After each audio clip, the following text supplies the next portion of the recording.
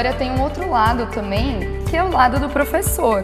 Então, Mi, eu queria que você contasse um pouco como é que foi esse processo para você também. Ele já era seu aluno antes da cirurgia, mas e depois? Assim, como que foi esse aprendizado de conseguir adaptar uma aula? Ele era meu aluno, um aluno super aplicado. A gente fazia as aulas em grupo e ainda uma vez por mês a gente marcava uma aula particular, porque ele achava que não estava suficiente a aula em grupo. Então ele sempre queria fazer uma aula particular para pegar mais conceitos, para fazer tudo melhor, para ter o detalhamento de cada movimento. Mas, realmente, quando ele chegou aqui, com a prótese encaixada na cadeira de rodas, e ele falou, eu quero voltar a dançar. E eu falei, mas desde quando você está com essa prótese? E ele falou, não, eu peguei faz uma semana. E eu falei para ele, mas você precisa aprender a andar. E ele me falou, eu não estou preocupada em andar. Andar vai ser um processo que vai vir depois, eu estou andando de cadeira de rodas também, não faço mais questão de correr, ele corria todos os dias de manhã. Não, dirigir também, ela tá ótima assim, de táxi, de Uber, eu quero dançar. Eu me sentia muito vivo dançando e eu preciso voltar a dançar. Porque a minha vida ficou muito diferente esse período que eu fiquei sem a dança, que eu estava doente. E quando eu ia visitá-lo, ele estava sempre ali com um videozinho do YouTube, assistindo alguma coisa de dança para não perder, né? Foi um desafio, na hora foi um susto, porque eu falei, você não sabe nem andar, como é que vai ser esse processo? Eu não sou nem educadora física, né? Nem fisioterapeuta, apesar de estar em sala de aula há muitos anos, de ter uma bagagem, rolou um tela azul. Como que vai ser isso? Bom, eu busquei, claro, Google, né? Google é maravilhoso, né? Porque Google, cara, li tudo sobre prótese, sobre amputações, e fui estudar a fisiologia do movimento, fui entender de onde viria a força para que ele pudesse se mexer, como era a questão toda do equilíbrio, marquei com o meu fisioterapeuta, fui conversar com ele também.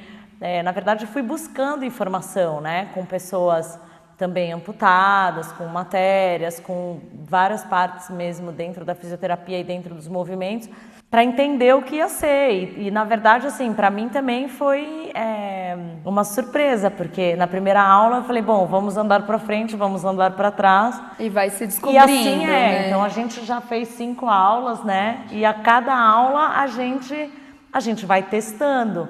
Então eu vou mesclando movimentos laterais, entendendo como que a prótese se comporta para movimentos laterais, como que a prótese se comporta para frente e trás, para mudanças de direção. E, na verdade, o trabalho que a gente está fazendo é um teste para nós dois. Tantos anos dentro de sala de aula, a gente está sempre aprendendo, né? Porque você, claro, a gente vai encontrando casos específicos, mas é um que a gente fala, não, eu preciso dar uma atenção, eu preciso pesquisar, eu preciso saber. Estou há mais de 20 anos dentro de sala de aula todos os dias. Então, depois de 20 anos de uma carreira, de uma coisa que você domina completamente. Então, hoje eu entro em sala de aula para dar aulas para os grupos, enfim.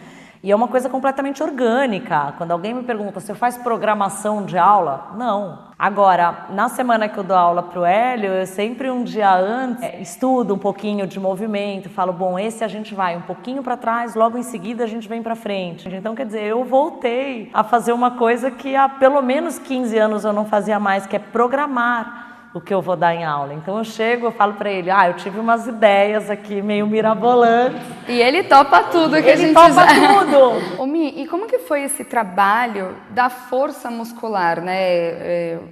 Você ter uma prótese ali que você precisa impulsionar o movimento dela. Como é que foi trabalhar isso com ele? Então, o assunto amputação não é uma novidade completa para mim. A gente, inclusive, teve um professor aqui na escola, um professor de street, o Alex, que é maravilhoso, que ele também usa uma prótese, mas é uma amputação parcial. Então, tudo que eu tinha visto, trabalhado, era amputação parcial. Ainda tinha coxa, ainda tinha quadril e a amputação de uma parte da perna. Então, na verdade, quando se mantém uma parte da perna, uma série de terminações nervosas, uma série de músculos, você ainda tem muito movimento. Então isso para mim era um pouco mais natural, até porque eu já tinha dançado com o Alex várias vezes. No caso do Hélio, que é uma amputação completa, então é um cesto, né, que vem do quadril, e a amputação é completa, então não tem um pedaço. A prótese, ela não rotaciona, né? Ela é para frente, o movimento é para frente e para trás. A gente não tem, existem até próteses com essa rotação, a gente vai chegar lá, né, Leo?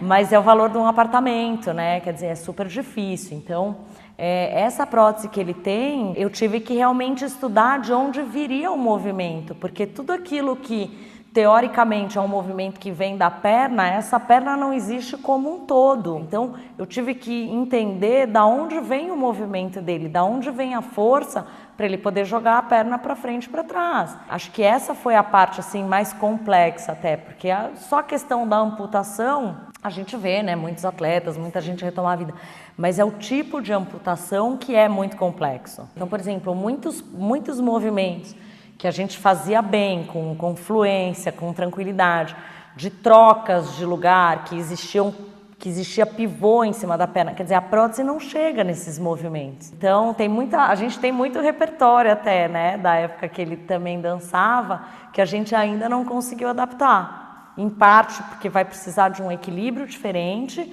e em parte porque talvez a prótese não permita uma série de movimentos.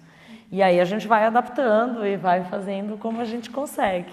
Mas e agora? A gente está falando de dança de salão, que existe aí um papel do homem de condução, tudo.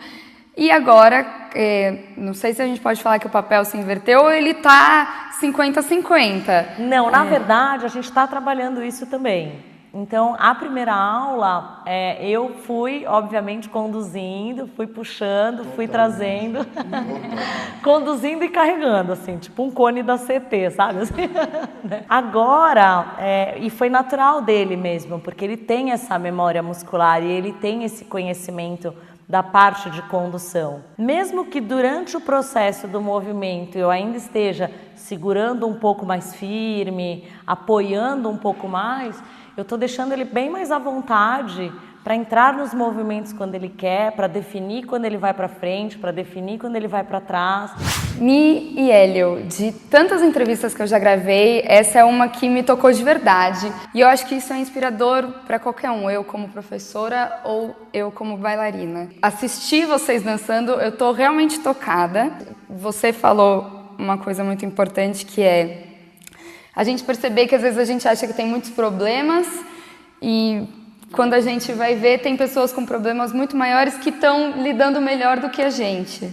É o que eu brinco, né? Eu falo que desde que o Hélio voltou aqui para minha vida, para dança, para tudo, eu brinco que eu tô um pouco menos tolerante com mimimi, entendeu? Então quando vem gente assim fazer grandes dramas da vida, eu falo, eu não sei se eu vou ficar aqui dando ibope para isso, porque estou lidando com pessoas que têm problemas reais e que estão muito afim de viver, entendeu? E que não estão fazendo drama com nada. E é muito prazeroso, né? Acima de tudo, isso aqui é um amor quase de pai e filha, assim, né? E que a gente já tinha antes também. Uma vez eu falei isso pra ele, né? Eu perdi meu pai, eu tinha 14 anos, eu era muito jovem, eu tive muito pouca oportunidade da presença masculina do pai. Eu falei pra ele que eu queria ter um pai assim, né? Eu falei, eu gostaria que você fosse meu pai. Eu queria que meu pai tivesse sido assim, tivesse convivido comigo mais tempo, Então a gente já tinha essa relação, assim. Fico feliz de vocês aceitarem dividir isso comigo e com tantas outras pessoas. E fica o convite aqui para a evolução, né? Desde o retorno deles 5 aulas, então eu acho que fica o convite para a gente bater um papo no final do ano e ver como é que foi. 50, né? Obrigada de coração, Elinho. Um beijo. Gente, obrigada, super beijo.